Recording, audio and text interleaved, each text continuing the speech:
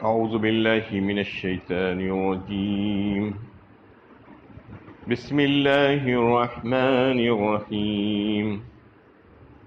فقال الملأ الذين كفروا من قومه ما نراك إلا بشرا مثلنا وما نراك اتبعك إلا الذين هم أراذلنا بادي الرأي وما نرى لكم علينا من فضل بل نظنكم كاذبين.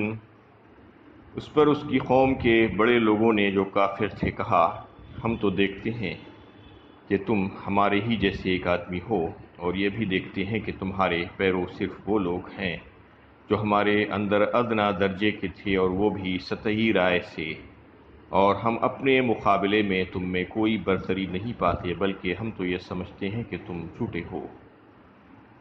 حضرت نوح علیہ السلام اور ان کی قوم کے واقعات کا تذکرہ چل رہا ہے.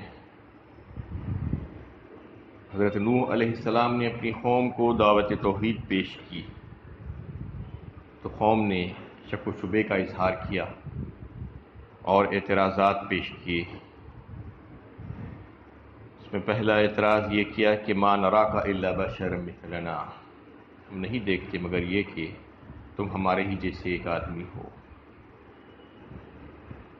اور دوسرا اعتراض یہ کیا کہ وَمَا نَرَاكَ اتَّبَعَكَ إِلَّا الَّذِينَ هُمْ أَرَاذِلُنَا بَادِيَ الرَّأْيِ، کہ تمہارے پیروکار صرف وہ لوگ ہو گئے ہیں جو ہمارے میں کے جو ادنا درجے کے لوگ ہیں. اس سے گزشتہ درس میں بھی ان باتوں پر گفتگو چل رہی تھی. تو یہ جو اعتراض انہوں نے کیا وَمَا نَرَاكَ اتَّبَعَكَ إِلَّا الَّذِينَ هُمْ أَرَاذِلُنَا، مطلب یہ کہ تم کو ماننے والے، تم پر ایمان لانے والے وہ لوگ ہیں جو ہم ایک سطحی طور پر دیکھتے ہیں ان لوگوں کو کہ ظاہری طور پر انہوں نے ایمان لایا ہے، تو وہ انتہائی کمزور، حقیر، ذلیل اور کمینے قسم کے لوگ ہیں معاشرے کے. کوئی شریف آدمی تو تمہارے اوپر ایمان لایا نہیں ہے. انہوں نے یہ کہا کہ ہمارے تمہارے اوپر ایمان لانے کے دو وجوہات ہیں. ایک تو یہ کہ تمہارے ہاتھوں پر جو ایمان لائے ہیں وہ غربا اور فقراء کے علاوہ کوئی نہیں ہے، جو انتہائی رذیل اور کمزور قسم کے لوگ ہیں. تو اس سے یہ بات ثابت ہوتی ہے کہ تمہاری جو بات ہے، تمہاری جو دعوت ہے، وہ کوئی سچی اور حق نہیں ہے. اس لیے معاشرے کے بڑے بڑے لوگ تمہارے ہاتھوں پر ایمان نہیں لائے. اور دوسری وجہ یہ کہ اگر ہم ایمان لا کر مسلمان ہو جائیں گے تو چونکہ تمہارے پاس بیٹھنے والے لوگ انتہائی کمزور قسم کے لوگ ہیں معاشرے کے، ہم کو بھی ان کے ساتھ بیٹھنا پڑے گا، ان کی مجلسوں میں ان کے ساتھ نماز ادا کرنی پڑے گی. یہ ہمیں گوارا نہیں ہے، ہم ان کے ساتھ نہیں بیٹھ سکتے کیونکہ ہم میں اور ان میں جو ہے بہت بڑا فرق ہے. یہ دو وجوہات انہوں نے بتائی. ان کی جہالت تھی اور لاعلمی تھی یہ کہ وہ یہ سمجھنے لگے کہ جس کے پاس مال و دولت کے انبار نہیں ہیں وہ فقیر اور رذیل اور کمینہ ہے. یہ ان کا خیال تھا، اور یہ اسی وجہ سے یہ لوگ یہ سمجھنے لگے کہ یہ کم ذات کے لوگ ہیں، چھوٹے لوگ ہیں، اور ہم بڑے اور شریف لوگ ہیں. یہ شروع سے ہوتا آ رہا ہے، یہ کوئی آج کی نئی بات نہیں ہے کہ بڑی ذات اور کمتر ذات کا جو تصور آج دنیا کے سامنے نظر آتا ہے. ہمارے پاس ہندوستان میں بھی یہ بیماری کی جڑیں پھیلی ہوئی ہیں کہ بڑی ذات اور کمزور ذات، کمتر ذات، یعنی وہ ان لوگوں کو انسان ہی نہیں سمجھتے، جانور جیسا ٹریٹ کیا جاتا ہے ان کے ساتھ. بڑی ذات والے یہ سمجھتے ہیں کہ ہم لوگ انسان ہیں، اور یہ کمتر ذات کے جو لوگ ہیں یہ ذلیل قسم کے لوگ ہیں، اور ان کو صرف پیدا ہی اس لیے کیا گیا ہے کہ یہ ہماری خدمت کریں۔ یہ ساری دنیا میں ہوتا ہے، یہ صرف یہاں پر ہندوستان کا معاملہ نہیں ہے، یہ بیماری ساری دنیا کی ہے۔ دنیا کے دیگر ممالک میں بھی آپ دیکھیں تو وائٹس اور بلیکس، گورے جو ہے حکومت کرتے ہیں کالوں پر۔ گوری چمڑی والے یہ سمجھتے ہیں کہ ہم بہت اعلیٰ درجے کے لوگ ہیں، اور یہ کالی چمڑی والے بلیکس سب جو ہیں وہ انتہائی غلیظ اور ادنا قسم کے کمزور لوگ ہیں، تو ان پر حکومت کرنا ہماری ذمہ داری ہے، یہ سمجھتے ہیں۔ یہ بیماری شروع سے چلی آ رہی ہے، آج بھی ہے۔ یہ بڑی ذات اور چھوٹی ذات کی جو بیماری تھی، تو اس میں بھی ان لوگوں نے یہی بات کہی تھی کہ وہ چھوٹے لوگ ہیں، کمتر لوگ ہیں، غربا اور فقراء کو جن کے پاس مال و دولت نہیں تھی، انہوں نے معیار بنا لیا تھا جانچنے کا، اور یہ کہا تھا کہ یہ کمزور قسم کے جو لوگ ہیں یہ کمتر لوگ ہیں، اور ان کے ساتھ ہم نہیں بیٹھ سکتے، جبکہ عقل و فہم اور سمجھداری وغیرہ جو ہے اس کی تابع نہیں ہے مال و دولت کی۔ مال و دولت ایک الگ چیز ہے، عقل و فہم الگ چیز ہے، عزت و ذلت الگ چیز ہے، لیکن انہوں نے اس کو ملا دیا تھا اور اس کے تابع قرار دے دیا تھا۔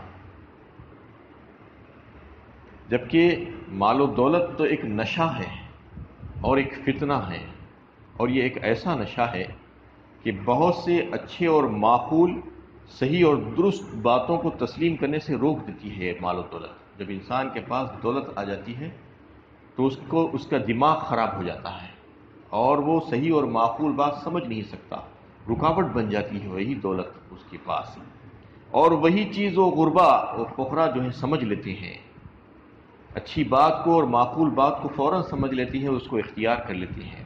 یہی وجہ تھی کہ انبیاء کرام پر ایمان لانے والوں میں شروع میں جو لوگ رہے وہ سب کے سب معاشرے کے کمزور لوگ، غربا اور فقراء ہی رہے۔ بڑے بڑے جو دولت مند لوگ تھے وہ ایمان نہیں لائے شروع میں۔ ہرقل روم کو جب اللہ کے نبی صلی اللہ علیہ وسلم نے خطوط لکھنا شروع کیا تھا بادشاہوں کی شاہانہ سلطنت کو، تو اس میں ایک ہرقل روم کو بھی جو ہے انہوں نے خط لکھا تھا دعوت دیتے ہوئے اسلام کی۔ اس نے تحقیقات کی کہ جب اس نے اپنی کتابوں میں یہ بات پڑھی تھی، کئی ایک چیزیں اس نے آئندہ آنے والی نبی کے بارے میں پیشین گوئیاں توریت اور انجیل میں پڑھ کر رکھی تھی۔ جب مسلمان عرب اس کے پاس آئے تو اس نے ان سے دریافت کیا۔ ان سوالوں میں سے، ان چیزوں میں سے ایک یہ بھی تھا کہ تمہارے نبی کے ہاتھ پر ایمان لانے والے لوگ کون ہیں؟ قوم کے مالدار لوگ ہیں یا کمزور لوگ ہیں؟ اس نے سوال کیا، تو انہوں نے اس کا جواب دیا کہ کمزور لوگ ہیں نبی پر کے ہاتھ پر ایمان لانے والے۔ تو اس نے کہا کہ پھر تو یہ تو سچے نبی ہونے کی نشانی ہے، یہ علامت ہے کہ میں نے کتابوں میں یہ بات پڑھی ہے، جو سچے نبی ہیں ان کے ہاتھ پر ایمان لانے والے جو لوگ ہوں گے وہ کمزور ہوں گے، قوم کے مالدار لوگ نہیں ہوں گے، غریب لوگ ہوں گے۔ تو یہ ان کی جہالت اور لا علمی تھی، اس کی بنا پر انہوں نے یہ سمجھ رکھا تھا کہ یہ ان کے پاس مال و دولت نہ ہونا ان کی رذیل ہونے اور کمینے ہونے کی نشانی ہے، جبکہ رذیل اور کمتر انسان تو وہ ہے جو اپنے خالق، اپنے پیدا کرنے والے، اپنے پرورش کرنے والے مالک کو نہ پہچانے، وہ سب سے زیادہ رذیل ہے۔ جو یہ تک نہ جانے کہ اس کو کس نے پیدا کیا ہے، اس کا خالق اور مالک کون ہے، اس کو رزق اور روزی کون دیتا ہے، اس کی پرورش کون کرتا ہے، یہ نہ جانے اور پہچانے اور اس کے احکامات کو نظر انداز کر دے، وہ احسان فراموش اور نمک حرام جو ہے وہ اصل میں رذیل اور کمینہ ہے۔ حضرت سفیان ثوری رحمۃ اللہ علیہ سے پوچھا گیا کہ رذیل اور کمینہ کون ہے، تو انہوں نے کہا کہ جو بادشاہوں اور افسروں کی خوشامد میں لگا رہے وہ رذیل اور کمینہ ہے۔ اور ابن العربی سے پوچھا گیا کہ رذیل کون ہے، تو انہوں نے کہا کہ جو اپنی دنیا اچھی کرنے کے لیے اپنے دین کو خراب کر ڈالے وہ رذیل ہے، یا کسی کی دنیا بنانے کے لیے اپنی آخرت تباہ کر ڈالے اور اس کو بیچ ڈالے وہ رذیل ہے۔ حضرت امام مالک رحمۃ اللہ علیہ نے فرمایا کہ رذیل تو وہ ہے جو صحابہ کرام کے ساتھ بدتمیزی سے پیش آئے اور ان کو گالیاں دی، ان کی ساتھ مغالطات سے پیش آئے، کیونکہ وہ حضرات ہمارے سب سے بڑے محسن ہیں، اور دولت ایمان ہمارے پاس جو پہنچا ہے وہ انہی کی مہربانی سے پہنچا ہے۔ شریعت ہم جو جانے ہیں ان کی وجہ سے جانے ہیں، اگر ان کے بارے میں ہم ذرا بھی بدتمیزی اور گستاخی کریں گے تو ہم کو سمجھ لینا چاہیے کہ ہمارا کیا مقام اور مرتبہ ہو سکتا ہے، کیونکہ صحابہ کرام تو ہمارے محسن ہیں، ان کی وجہ سے آج ہم نے یہ سب کچھ جانا ہے۔ اس لیے ان کے اوپر تبرہ کرنا جو ایک فرقہ کرتا ہے، ان کو گالیاں دیتا ہے، تو یہ سب سے بڑے رذیل اور کمینے ہی کہا گیا ہے کہ جو صحابہ کرام کا احترام نہیں کرتے ہیں۔ تو اس میں ان لوگوں کا جو اعتراض تھا اس کا جواب ہے کہ وہ لوگوں نے مال و دولت کو معیار قرار دے لیا تھا، اور جس کے پاس مال و دولت نہیں ہے ان کے تعلق سے یہ سمجھ رکھا تھا کہ وہ انتہائی کمینے اور ذلیل اور چھوٹے قسم کے لوگ ہیں۔ وَمَا نَرَى لَكُمْ عَلَيْنَا مِن فَضْلٍ بَلْ نَظُنُّكُمْ كَاذِبِينَ، اور ہم اپنے مقابلے میں تم میں کوئی برتری نہیں پاتے، بلکہ ہم تو سمجھتے ہیں کہ تم جھوٹے ہو۔ یہ بھی کہا کہ انتہائی گستاخی کے ساتھ نبی کے ساتھ ہم کلام ہوتے ہوئے کہہ رہے ہیں کہ تم میں کوئی برتری نہیں ہمارے مقابلے میں، ہم جیسے انسان تم بھی ایسے ہی انسان، اور تم یہ جو باتیں کہہ رہے ہو ہم یہ سمجھتے ہیں کہ تم جھوٹے ہو۔ قال يا قوم أرأيتم إن كنت على بينة من ربي وأتاني رحمة من عنده فعميت عليكم أنلزموكموها وأنتم لها كارهون۔ اس نے کہا کہ اے میری قوم کے لوگو، تم نے یہ بھی سوچا کہ اگر میں اپنے رب کی طرف سے ایک روشن دلیل پر ہوں اور اس نے اپنی خاص رحمت سے مجھے نوازا ہو، مگر وہ تمہیں دکھائی نہ دے رہی ہو، کیا ہم زبردستی تم پر چپک دیں جبکہ وہ تمہیں سخت ناپسند ہے؟ پھر انہوں نے جواب دیا، نوح علیہ السلام نے قوم کو، کہ میں اپنے رب کی طرف سے ایک روشن دلیل پر ہوں، کیا تم نے یہ سوچا؟ کیونکہ سارے پیغمبروں کو اللہ تعالیٰ کچھ نہ کچھ معجزات دے کر بھیجتے ہیں، بینات دے کر بھیجا جاتا ہے، تاکہ ان کی نبوت کی صداقت کی سچائی کی دلیل کے طور پر وہ کام آئے اور قوم کے سامنے اس کو پیش کیا جائے۔ انہوں نے کہا کہ میرے پاس بھی کچھ دلائل ہیں نبوت کے، اور میں تمہارے پاس رحمت لے کر آیا ہوں اپنے رب کے پاس سے، جو تم کو ضد اور ہر دھرمی کی وجہ سے نظر نہیں آ رہی ہے۔ من عنده فأمیت علیکم انلزموکموہا وانتم لہا کارہون، تو کیا میں زبردستی تمہارے اوپر یہ لاد دوں گا؟ ایسا نہیں ہو سکتا۔ کسی دور نبوت میں یہ جائز نہیں تھا کہ کسی کو زبردستی مسلمان اور مومن بنا دیا جائے، زبردستی کا یہ سودا ہے ہی نہیں۔ یہ دولت ایمان ایک ایسی بیش قیمت چیز ہے جو کسی کو زبردستی نہیں دی جا سکتی، یہ سمجھ لینا چاہیے۔ لا اکراہ فی الدین قد تبین الرشد من الغی فمن یکفر بالطاغوت ویؤمن باللہ فقد استمسک بالعروۃ الوثقی لا انفصام لها واللہ سمیع علیم۔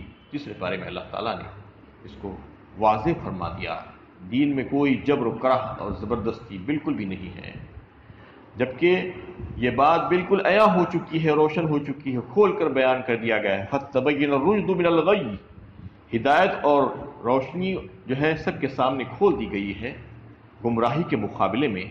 اب جو اس کو تھام لے گا تو پھر اس نے ایک مضبوط کڑا تھام لیا ہے، بالعروۃ الوثقی لا انفصام لها، اب وہ ٹوٹنے والا نہیں ہے، چھوٹ سکتا ہے غفلت کی وجہ سے لیکن ٹوٹے گا نہیں۔ تو یہ واضح کر دینے کا ہے لوگوں کے سامنے کہ اس میں کوئی جبر و کرہ بالکل بھی نہیں ہے۔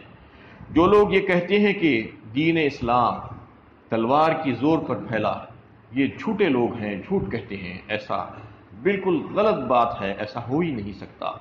اور اگر ایسا ہوتا تو یہ بات سمجھنا چاہیے کہ ہندوستان جیسے ملک میں آج اگر آپ دیکھیں تو مسلمانوں کی آبادی زیادہ سے زیادہ 20% ہے، اور 80% آبادی جو ہے وہ غیر مسلموں کی ہے، جبکہ اسی ملک میں انگریزوں کے آنے سے پہلے تک جو مسلمان حکمران آئے ہیں وہ تقریباً 800 سے 1000 سال تک انہوں نے حکومت کی، جس میں مغل ڈائنیسٹی بھی شامل ہے، لودھی بھی ہے، اور غزنوی محمود غزنوی بھی جو ہے ہیں، اور تغلق بھی ہے.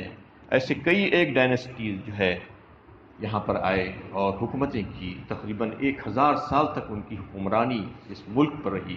اور اگر اسلام تلوار کے زور پر پھیلتا ہوتا تو آج ایک بھی غیر مسلم یہاں پر نظر نہیں آتا. یہ بات جو ہے بیان ثبوت ہے اس بات کا کہ آج اتنی بڑی تعداد میں اکثریت میں غیر مسلمین یہاں پر نظر آ رہے ہیں اور مسلمان بالکل اقلیت میں ہیں، کہ کبھی بھی ان حکمرانوں نے یہ کوشش نہیں کی تلوار کے زور پر اسلام کو پھیلانے کی. اس لیے آج مسلمانوں کی تعداد اتنی کم ہے اور وہ آج اقلیت میں نظر آتے ہیں. کیا یہ بات ان کو دکھ نہیں رہی، سمجھ نہیں رہی؟ اس کے باوجود یہ کہتے ہیں کہ اسلام تلوار کے زور پر پھیلا ہے. تلوار کے زور پر کبھی بھی نہیں پھیلا ہے. نہ مسلمانوں کو نہ ہی اللہ تعالیٰ کو اس بات کی حاجت ہے کہ فگر بڑھانا ہے مسلمانوں کا، جیسا کہ دیگر مذاہب میں ہے. ایسے کرائے کے مسلمانوں کی اللہ تعالیٰ کو ضرورت نہیں ہے، ان کے پاس وہ قابل قبول ہے ہی نہیں جو زبردستی اسلام میں داخل ہوں. جن کو کسی قسم کا کوئی لالچ دے کر اسلام میں لایا جائے، یہ قابل قبول نہیں ہے اسلام میں. یہ کام اگر کوئی کرتا ہے تو غلط کرتا ہے، ایسا ہو ہی نہیں سکتا. یہ تو جو ہے اسلام کی طرف جو لوگ راغب ہو رہے ہیں، آج جو اسلام پھیل رہا ہے تیزی کے ساتھ، وہ اس وجہ سے پھیل رہا ہے کہ اس میں بھید بھاؤ نہیں ہے، اس میں عدل و انصاف ہے، اس میں برابری ہے، اس میں جو ہے اونچی ذات اور نیچی ذات کا کوئی تصور ہی نہیں ہے. اس لیے لوگ اس میں داخل ہو رہے ہیں. کیونکہ دیگر جو ہے مذاہب میں اگر دیکھتے ہیں تو ان کو ان کے عبادت گاہوں میں آنے نہیں دیا جاتا. ان کو کہا جاتا ہے کہ تمہاری عبادت گاہیں الگ، تمہارا کھانا پینا الگ، تمہارے کام کاج الگ، تم الگ ہم الگ، تم انسان نہیں ہو، یہ کہا جاتا ہے. لیکن اسلام ایسا نہیں کہتا. حجت الوداع کے موقع پر اللہ کے نبی صلی اللہ علیہ وسلم نے جو خطبہ ارشاد فرمایا تھا، اس میں یہ بات پر زور دے کر کہا تھا کہ کسی عربی کو اجمی پر اور کسی گورے کو کالے پر کوئی فوقیت نہیں ہے. ان اکرمکم عند اللہ اتقاکم فرما دیا گیا. تمہارے میں اکرام اسی کا کیا جائے گا، اکرام والا اور جو ہے احترام والا وہی ہوگا جو اللہ سے ڈرنے والا ہوگا. تو بس اسی کو فوقیت دی جائے گی. کوئی گورے کو کالے پر، کوئی عربی کو اجمی پر کوئی فوقیت نہیں ہے، کوئی بھید بھاؤ نہیں ہے. یہاں پر کوئی اونچی ذات نیچی ذات نہیں ہے. ایک ہی صف میں کھڑے ہوئے محمود و ایاز، کوئی بندہ رہنا کوئی بندہ نواز. بس مسجدوں میں آنا ہے یا کہیں اور پر جانا ہے، سب کے سب برابر ہے. کوئی یہاں پر جو ہے نہیں ہے کہ انہیں یہ زیادہ ہے یہ کم ہے، یہ اونچی ذات والا ہے یہ نیچی ذات والا ہے. نہیں ہے. غریب بھی آ سکتا ہے، امیر بھی، دولت مند بھی آ سکتا ہے، بچہ بھی آ سکتا ہے، بڑا اور بوڑھا بھی آ سکتا ہے. سب آ سکتے ہیں. یہاں پر کوئی جاہل، کوئی میرے تعلیم یافتہ کی کوئی قید نہیں ہے. یہاں پر کسی قسم کی کوئی قید نہیں رکھی گئی ہے. اس لیے لوگ اس میں داخل ہوتے ہیں. تو اس میں جو لوگ یہ بات کہتے ہیں کہ اسلام زور زبردستی سے پھیلا اور اس میں اس کو واضح کر دیا گیا کہ کسی نبی کی نبوت کے دور میں جو ہے یہ بات نہیں رہی ہے کہ زبردستی کسی کو مسلمان بنا دیا جائے اور مومن بنا دیا جائے. اس میں اسی کو واضح کیا گیا انلزموکموہا وانتم لہا کارہون. یہ دولت ایمان ایسی چیز نہیں ہے کہ اگر تم اس کو ناپسند کرو تو پھر زبردستی تمہارے اوپر تھوپ دی جائے گی. ایسا نہیں ہو سکتا. اللہ تعالیٰ سے دعا ہے کہ اللہ تعالیٰ ہمیں صحیح علم و عمل کی توفیق عطا فرمائے.